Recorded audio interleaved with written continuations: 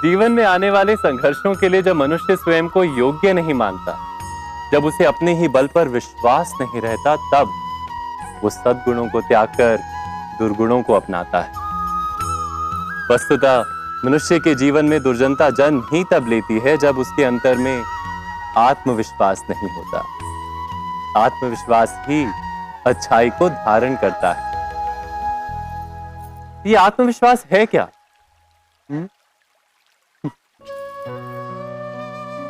जब मनुष्य ये मानता है कि जीवन का संघर्ष उसे दुर्बल बनाता है, तो उसे अपने ऊपर विश्वास नहीं रहता। वो संघर्ष के पार जाने के बदले संघर्ष से छूटने के उपाय ढूंढने लगता है।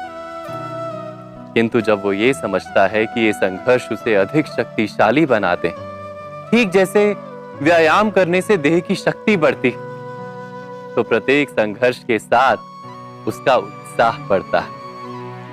अर्थात आत्मविश्वास और कुछ भी नहीं, मन की स्थिति, जीवन को देखने का दृष्टिकोण मात्र है। और जीवन का दृष्टिकोण तो मनुष्य के अपने वश में होता है ना।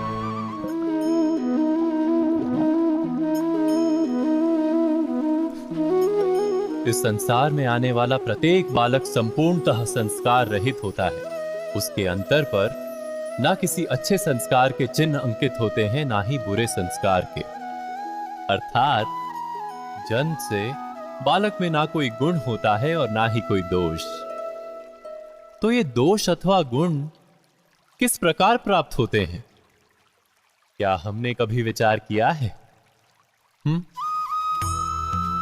जो बात माता पिता के मुख से निरंतर सुनी जाती है, वही बात उनकी संतानों के हृदय का संस्कार बनती है। जैसे किसी गांव में नदी तट तक एक पगडंडी बन जाती है केवल उस मार्ग पर बार बार चलने के कारण।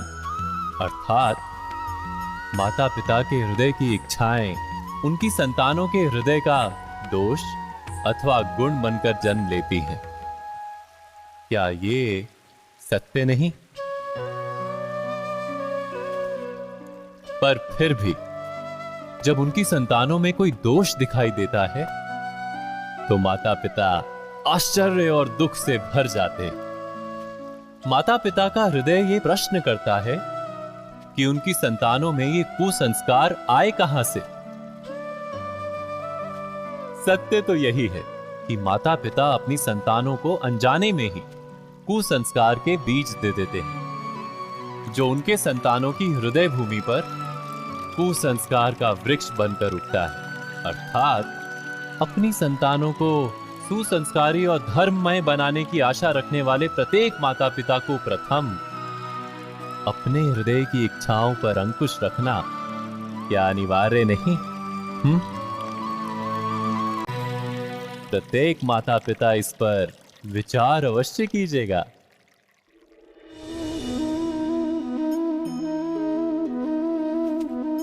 मनुष्य का स्वभाव है कि वो स्वयं को, अपने परिवार को, अपनी संतानों को अधिकतम सुख प्राप्त हो ऐसी इच्छा रखता है। इसी कारण से हम सदा श्रम और कष्ट से अंतर रखते हैं, विश्राम और सुविधाओं को बढ़ाने का प्रयास करते हैं। स्वयं अपने जीवन का विचार कीजिए। क्या ये सत्य नहीं कि हम अपनी संतानों के लिए सदा ही विश्राम और सुविधा का आयोजन करते हैं? पर क्या कभी सोचा है केवल विश्राम से क्या लाभ प्राप्त होता है? केवल सुख और सुविधा जिन्हें प्राप्त हो, उनका जीवन कैसा होता है?